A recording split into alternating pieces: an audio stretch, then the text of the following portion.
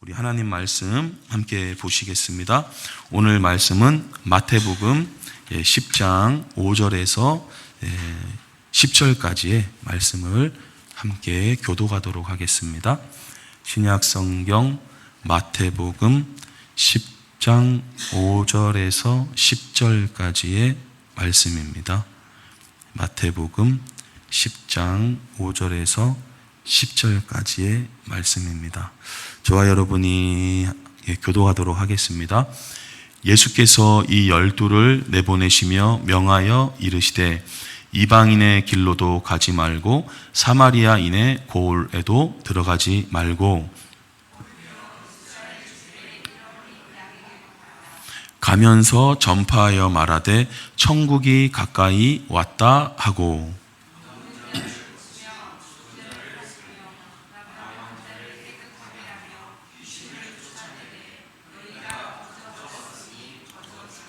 너희 전대에 금이나 은이나 동을 가지지 말고 여행을 위하여 배낭이나 두벌 옷이나 신이나 지팡이를 가지지 말라. 이는 일꾼이 자기의 먹을 것 받는 것이 마땅함이라. 아멘. 그 제자들 중에 사도들을 이제 뽑으셨어요. 그러니까 이 사도들을 뽑으셔서 이제 주님이 행하시고자 하는 일을 오늘 우리가 이제 보게 되는 겁니다. 그건 이제 바로 전도하는 거예요. 전도. 사람을 부르셔서 그 영혼들을 살리는 일을 이제 하시고자 하는 그 주님의 마음이 오늘 이제 나타나게 되는데, 자, 누구한테 전도할 것인가라는 거죠. 오늘 그 전도에 대한 시작의 지침이 이제 나와 있습니다. 우리 5절, 6절을 한 번 더 읽어보겠습니다. 시작. 예수께서 이 12를 내보내시며 명하여 이르시되 이방인의 길로도 가지 말고 사마리아인의 고을에도 들어가지 말고 오히려 이스라엘 집에 잃어버린 양에게로 가라. 아멘. 부르신 다음에 나랑 같이 여기서 잘 지내자가 아닙니다. 5절에 보니까 내보내셨다 그랬어요. 부르신 다음에 내보내시는 겁니다. 왜요? 전도. 오히려 세상에 있게 하신다라는 거예요. 그래서 우리도 이제 오늘 이 말씀을 통해서 내가 세상에 있는 이유가 돈 잘 벌기 위함이다라고만 생각을 하시면 안 되겠어요. 오히려 이 말씀처럼 내가 세상에 이렇게 내보낸 교회로 왔다가 그냥 교회 계속 지내자가 아니라 세상에 내보내지는 이유가 뭐냐? 바로 전도의 목적이 있다라는 마음이 우리 25년도에 새롭게 일어나기를 축복합니다. 그래서 여지까지는 돈 벌고 얼마 보너스 생기고 얼마 이렇게 월급이 이런 거에만 관심이 있었다면 그건 세상 사람들하고 똑같은 거잖아요. 그게 아니라 물론 이제 그 부분도 신경을 쓸 수는 있겠지만 좀 더 중요한 자세는 뭐냐? 이제 내가 주님으로부터 이러한 직장에 이러한 어떤 단체에 내가 보냄을 받았구나. 그래서 어떻게 해요? 자, 보냄을 받았는데 이방인의 길로도 가지 말고 사마리아인의 고을에도 가지 말고 오히려 이스라엘 집에 잃어버린 양에게로 가라. 이제 이렇게 돼 있습니다. 자, 왜 우리가 전도해야 하느냐? 전도 안 하면 전혀 주님의 복음을 들을 수 없기 때문에 전도해야 되는 거예요. 로마서 10장의 말씀에 보면 누구든지 주님의 이름을 부르기만 하면 구원을 받을 거예요. 그러니까 복잡하지 않는데 사실 이 아주 단순한 진리를 세상 사람들은 모르고 있죠. 자, 그런데 이런 놀라운 은혜의 말씀이 우리 가운데 있는데 믿지 않는 분을 어떻게 부를 수 있고 듣지도 못한 분을 어떻게 믿을 수 있겠습니까? 근데 근원적으로는 뭐예요? 전하는 사람이 없이 어떻게 듣겠습니까? 그래서 여러분 이 전하는 사람이 돼야 돼요. 우리가 잘 듣는 사람이 됐다가 전하는 사람이 돼야 됩니다. 근데 오늘 말씀해 보니까 사마리아는 가지 말라고 그러고 이방 사람들한테는 가지 말라고 그러네요. 근데 성경 읽다 보면 예수님도 사마리아 사람 전도하시고 하는 것 같은데 이거는 뭡니까? 어떤 분들은 이제 말씀을 한 부분만 자꾸 붙잡으시니까 이해를 잘 못하시는 분들이 계시는데, 제가 설교 준비하면서도 유튜브 하나를 보니까 이해를 잘 못하시는 거예요. 근데 말씀을 다 붙잡아야 됩니다. 그러면 말씀이 오히려 깊이 더 이해가 되는데, 자, 다시 사도행전 우리 한번 1장 8절 말씀을 한번 보여주시면요, 성령이 너희에게 임하시면 너희가 권능을 받고 예루살렘과 온 유대와 사마리아와 땅끝까지 이르러 내 증인이 되리라, 이렇게 얘기하시잖아요. 근데 지금 10장 우리가 읽은 본문에서는 가지 말라 그러잖아요. 자, 그러면 우리가 두 개 다 생각해 보면 이건 뭐예요? 전도의 순서를 이야기하시는 거예요. 그러니까 예수님께서 지금 마태복음에서는 지금 막 집중력 없이 사마리아도 가고 막 여기저기 다닐 일이 아니라 일단 가까운 근방에 이스라엘 유대 사람들을 먼저 전도하라고 말씀하시는 거예요. 그래서 사도행전 1장에도 보니까 먼저 어디부터 너희가 전도를 해 나가야 되냐면 예루살렘을 기점으로 삼아라. 그리고 나서 유대 지역을 다녀라.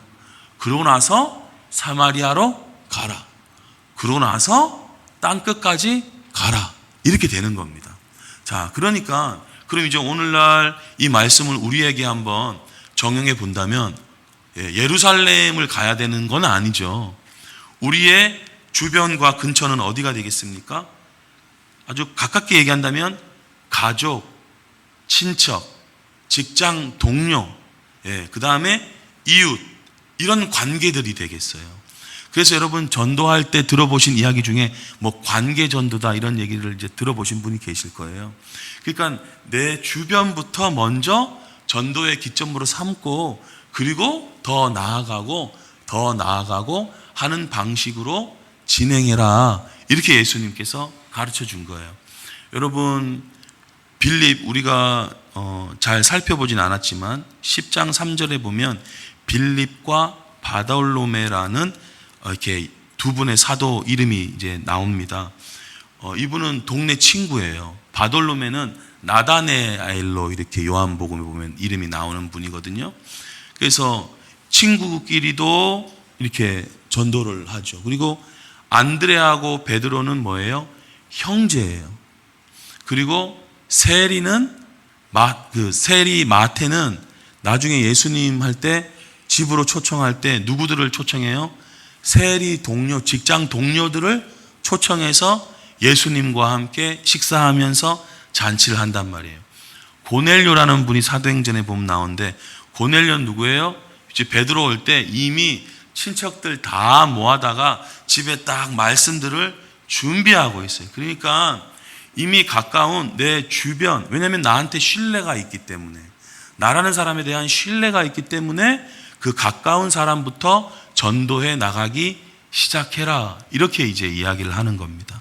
그래서 우리도 25년도에 아직까지 믿지 않는 가족이나 친척들이 있다면 기도하면서 예수님의 복음을 전해야 한다. 제가 서울에 있을 때 한 몇 년 다니던 미용실이 있었어요. 그래서 제 기회만 계속 노리고 있는 거예요. 막 급한 마음에 막 전도할 수도 있지만 기회를 계속 노리고 있고 이제 그 기회를 위해서 기도하고 있는 거예요. 그러니까 제 목적은 뭐 머리도 머리지만 이분을 전도를 해야 된다, 이런 생각으로 계속. 근데 몇 년이 지났는데 이제 저의 정체를 밝히면서 이야기를 하니까 이분이 깜짝 놀라는 거예요. 그러니까 그 어떤 이야기의 더 어떤 그 영향이라 그럴까요? 이게 더 컸던 것 같아요. 그래서 그 자리에서 이분이 복음을 받아들이고 제가 기도를 해도 되겠냐 해서 영접 기도와 더불어서 성령이 이분에게 임하시기를 기도했거든요. 저는 개인적으로 영접 기도를 한 후에 성령이 바로 임하시기를 기도합니다. 그래서 그렇게 해야 성령께서 그분의 심령 가운데 내가 좀 가까이 못한다 하더라도 그 안에서 역사하시는 거예요.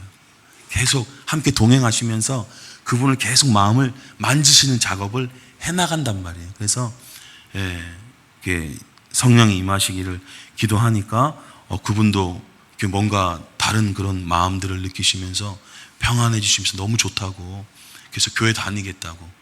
저는 이제 수원으로 이제 이사를 왔지만 그런 식으로 여러분 뭐 될 수 있으면 계속 이분의 어떤 신앙이 그래도 잘 어떤 교회에 정착할 수 있도록 도와주고 이렇게 잘 섬겨준다면 너무 더 좋긴 하겠지만, 그래도 여하튼 우리가 할 수 있는 최선에서 복음을 전해야 된다. 그래서 여러분, 우리 일상 맺고 있는 이 관계를요, 목적이 전도로 바꿔야 돼요. 세상 사람들은 관계의 목적이 뭐예요? 많은 경우 돈이잖아요. 얼마나 나한테 유익을 줄까?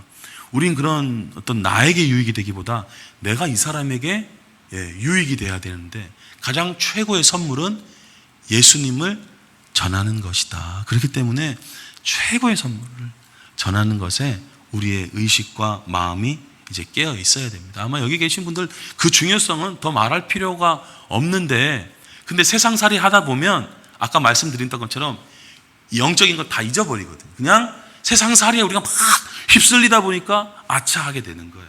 그렇기 때문에 우리가 일상에서도 주님을 의지해야 되고, 중간중간 시간이 될 때 이런 책이나 말씀이나 이런 걸 통해서 마음이 깨어 있어야 돼요. 그럴 때 나도 입술에서 이것이 흘러나오지, 내 마음이 영적으로는 이렇게 눌려 있고 세상적인 그거로만 가득 차 있으면 이 세상에 그냥 계산기만 계속 두드리게 된단 말이에요.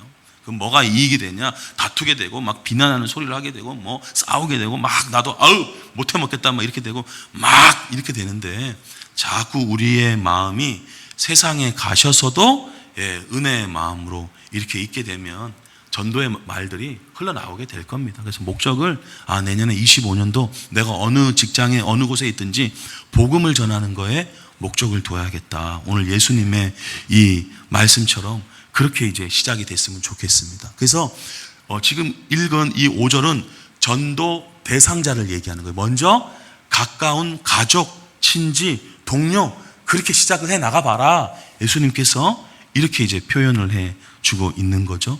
자, 그러면 이제 무슨 말을 할 것인가, 그거예요. 전도 대상자는 근처에 있는 사람부터 한번 시작을 해보자. 자, 그렇게 되는데 어떤 말을 해야 되느냐? 자, 7절을 한번 읽어보겠습니다. 시작. 가면서 전파하여 말하되 천국이 가까이 왔다 하고. 아멘. 우리 그동안 전도한다지만 예수 믿고 천국 가세요, 예수 믿고 천국 가세요, 이런 식으로 우리가 말을 많이 해왔단 말이에요. 근데 성경에 보니까 예수 믿으면 천국이 온다라고 얘기를 해야 되는 거예요.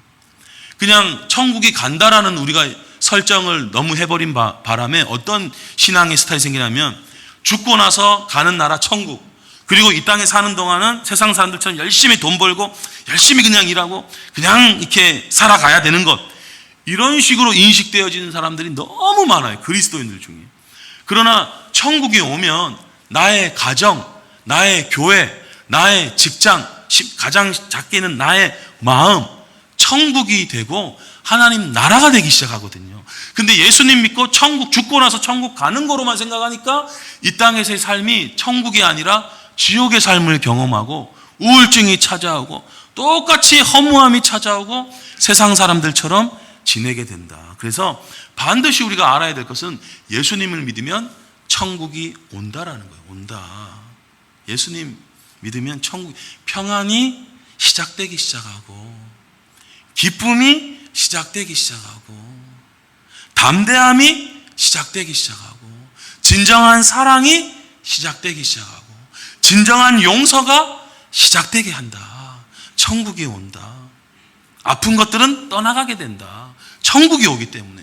천국에는 슬픔과 괴로움과 고통이나 병드는 것이나 모든 것들이 없는 나라다. 그게 온다라는 거예요. 이것을 경험한 제자들이 어떻게 해요? 처음에는 우리가 본 제자들의 모습이었지만 나중에 천국을 누리면서 십자가에 거꾸로 매달리기도 하고, 모든 12사도들이 다 순교 가운데 들어가는 일들이 이제 벌어지게 된다. 근데 목사님, 전도 이렇게 말할 꺼내기가 쉽지 않습니다. 간단하게 말해도 천국이 온다. 여러분, 요한복음 1장에 보니까 아까 말씀드린 그 빌립이요, 나다나엘한테, 바돌로메입니다. 이렇게 전도하려고 했어요. 근데 무슨 나사렛에서 선한 게 납니까? 자, 우리 전도하면 바로 받아들입니까? 반발하고 뭐 애따 막 이럽니까? 애따 이럴 때 있잖아요. 그때 뭐 당신의 죄가 이렇고 뭐 하나님이 창조하셨고 하나님이 당신을 위한 계획이 있고 이런 말 할 수 없어요. 빌립 뭐라 그럽니까? 친구한테 와 보라 이런. 그러니까 저는 이제 이런 이야기를 미뤄볼 때 성경에서 전도와 인도가 있다라고 생각을 합니다. 전도는 복음을 구체적으로 이렇게 전하는 내용일 수 있지만 전도의 말을 하기가 쉽지 않을 경우가 있잖아요. 무슨 거기에 선한 무슨 하면서 에휴 이런 이제 반응이 나올 때 어떻게 해요? 그냥 교회 와 보세요. 그냥 교회 좀 다니세요. 좀 한번 다니면서 계속 좀 저랑 같이 지내보세요. 이렇게 말할 수 있는 거예요. 이게 뭐 전도 아니냐? 인도라고 얘기를 하고 싶어요. 그러니까 내가 예수님을 구체적으로 전하지 못하고 막 그런다 할지라도 그냥 빌립처럼 친한 동료니까 와보라 해서 교회 좀 다니세요. 교회 와보세요 하고 같이 끌고 와야 되는 거예요. 그래서 여러분 25년도에 내가 저 사람 아마 마음이 동이시는 분들도 계실 거예요. 근데 저는 이렇습니다. 마음이 동이실 때는 성령께서 일하시는 경우가 있지만 때로는 우리가 마음이 동이지 않을 때 뭐 해야 되냐? 믿음으로 나아가야 되는 거예요. 어떤 분들은 성령의 인도함 받는다고 해서 그냥 맨날 감동이 있기만을 기다리는 분들이 꽤 계세요. 기도할 때 생기는 감동이 있어야죠. 내가 저분을 볼 때 감동이 있어야죠. 아니요. 성경이 어디에 감동으로 된다고 얘기해요? 믿음으로 된다 그러잖아요. 물론 성령의 감동이 있다면 뭐 더할 나위 없을 수도 있겠지만 감동이 전혀 없을 때라도 여러분 믿음으로 나아가시기를 예수님의 이름으로 축복합니다. 저도 감동이 있을 때가 있지만 감동 없을 때도 있어요. 근데 그냥 감동 없다고 가만히 있습니까? 아니요. 그때는 믿음으로 나아가는 거예요. 그래서 여러분 전도에는 두 가지가 있구나. 첫 번째, 내가 예수님의 복음을 성경 안에서 그대로 전하는 것이 있고, 두 번째, 그냥 와보라. 그렇게 말할 수도 있는 거예요. 그래서 빌립이 그렇게 이야기를 했다. 이렇게 말합니다. 자, 그런데 말만 하지 않는다. 그냥 교회 다녀라, 예수 믿어라. 말만 하지 않는다. 이제 어떤 행동을 하느냐. 자, 8절 말씀을 같이 읽겠습니다. 시작. 병든 자를 고치며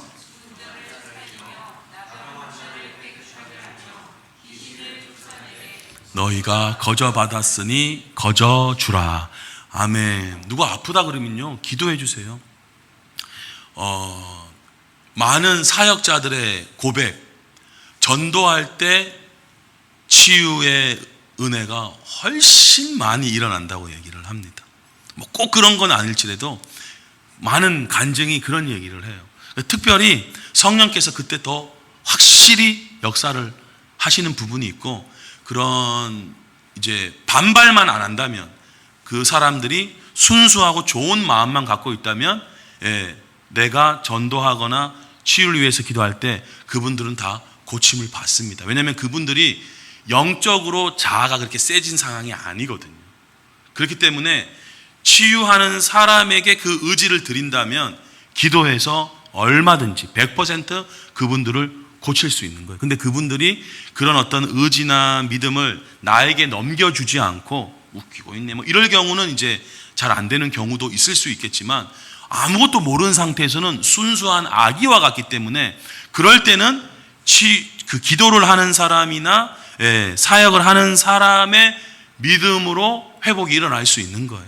그래서 여러분, 여하튼 아프다, 힘들어한다, 죽어간다, 환자다, 어떻게 해요? 말만 하지 말고 기도하고 나을 수 있도록 축복하고, 마음이 상해져 있다, 마음을 고칠 수 있도록 여러 우리의 은혜롭고 덕스러운 그런 말씀들을 전해줌으로 말미암아 그분의 영혼을 살릴 수 있는 거예요. 이거는 세상에서 하는 게 아니잖아요. 그래서 우리가 영혼들을 살려낼 수 있다. 심리 어떤 치료는 정신적인 치료예요. 우리는 그게 아니라 영혼을 살리는 거예요. 여러분, 영혼을 살리는 게 더 근원이라는 것을 믿으시기를 바랍니다.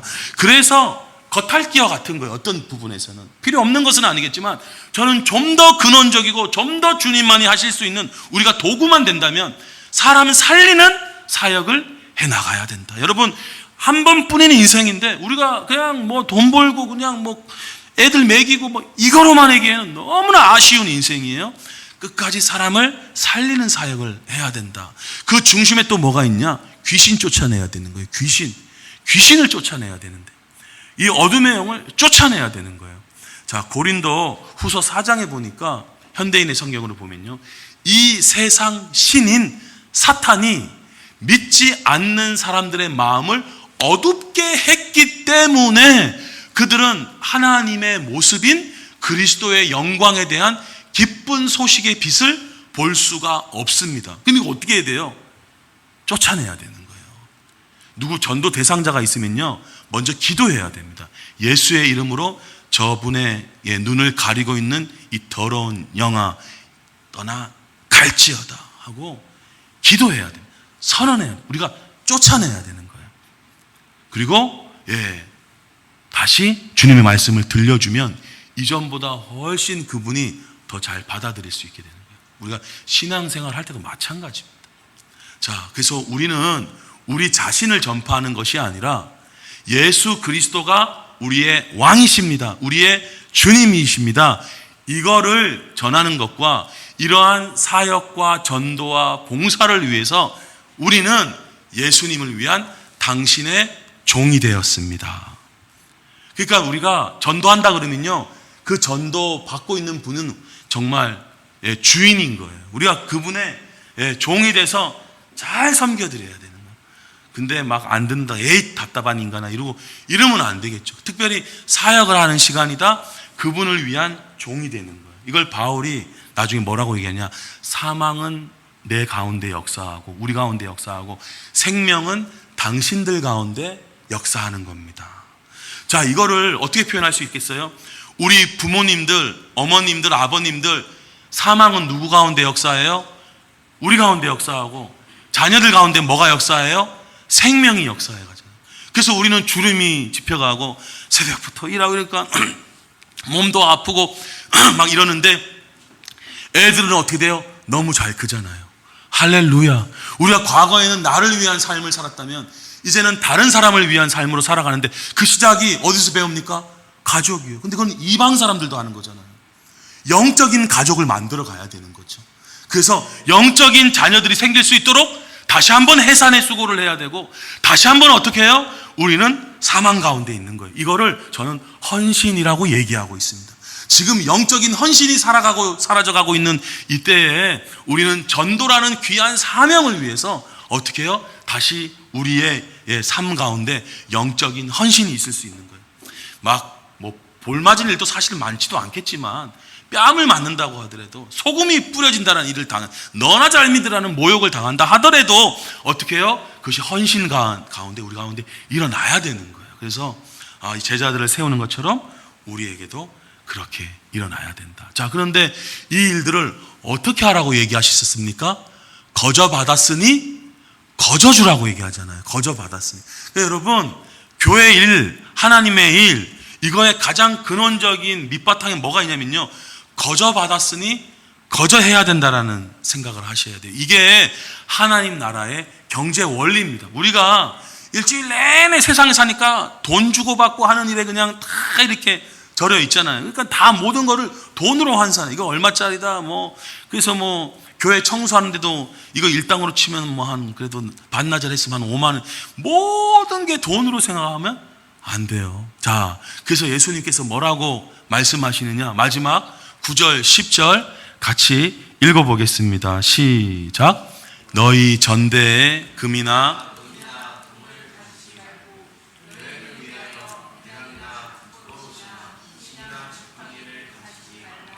이는 일꾼이 받는 것이 마땅함이니라. 아멘. 복음은 값으로 매길 수 있는 게 아니라, 전도는 돈으로 환산할 수 있는 게 아니에요. 10억하고 비교할 수 있겠습니까? 1000억하고 비교할 수 있겠습니까? 그 돈 조금 있으면 다 불타버릴 텐데, 영혼 한 사람 살리는 건요, 영원히 살리는 거기 때문에 돈으로 환산이 안 돼요. 그렇기 때문에 처음에 전도라든지 사역이라든지 봉사할 때 돈으로 환산하는 거, 이거 끊어버리셔야 됩니다. 그게 하나님 나라 가치가 아니거든요. 제가 한 회장님의 간증을 이렇게 들었는데 조금만 읽어드릴게요. 나는 평신도로서 전도가 사명이라고 생각합니다. 처음에는 초중고 대학 동창들과 친척들에게 복음을 전했습니다. 친구들과 장인, 장모, 외가, 친가 다 전도해서 지금은 친척 중에 목사님도 계시고 장로님, 권사님 되셔서 교회 섬기고 있습니다. 10년 전부터는 주일날에도 전도하고 싶어서 새벽 4시에 일어나서 무조건 택시를 잡아 타고 택시기사에게 전도했습니다. 택시 타고 요금을 더 드리면서 교회로 데리고 왔습니다. 그렇게 하니까 주일날 거의 전도를 하게 됐고, 작년에도 100명 전도를 전도했고, 올해도 78명을 전도했습니다. 예수님이 우리를 위해 십자가에 못 박혀 피 흘려 돌아가신 은혜를 생각하면 무슨 일을 못하겠습니까? 우리는 전도에 미쳐야 합니다. 이렇게 얘기를 했어요. 이분의 간증을 보면요, 회사 일이 막힐 때 안 될 때 뭐 하냐면 머리 싸매고 회의하지 않고 그거 덮어두고 전도하러 나간다 그러시더라고요. 전도하고 오시면 회사 일이 정리가 돼 있대요. 그러니까 이분이 그러니까 우리가 하나님을 하면 말씀대로요, 우리가 계속 전도만 하진 않겠지만 전도하는 시간은 최소한 일꾼이 되신 거예요. 하나님의 일꾼. 목사님 아니래도, 목사님이라도 놀고 그러시면 그거 일꾼 아니시겠죠. 근데 내가 평신도를 할지라도 만약에 전도를 한다, 그러면 그 시간만큼은 최소한 하나님 일을 하는 거기 때문에 하나님 일꾼이 되는 거거든요. 근데 그 일꾼은 먹을 것 받는 게 마땅하다고 성경에서는 정리해버려요. 누구한테 받겠습니까? 하나님한테 받는 거예요. 그러니까 회사 일이 안 풀린다, 권면해드리고 싶은 것 중에 하나는 뭐냐면, 전도하러 나가시면 어떨까 싶습니다. 나갔다 오면 회사 일이 정리되어 있다. 그러면 우리가 성경에서 이렇게 말로만 성경이 이렇게 했던 의식들이 확 바뀌는 거예요. 세상 사람들은 전도하면 밥이 나와, 교회 다니면 밥이 나와, 떡이 나와. 밥이 나오고 떡이 나온다니까요. 일꾼이 자기 먹을 것 받는 것이 마땅하다고 할 때 이 일꾼은 누구의 일꾼이요? 하나님의 일꾼이요. 그럼 누구한테 받습니까? 하나님 주인한테 받는 게 마땅하다.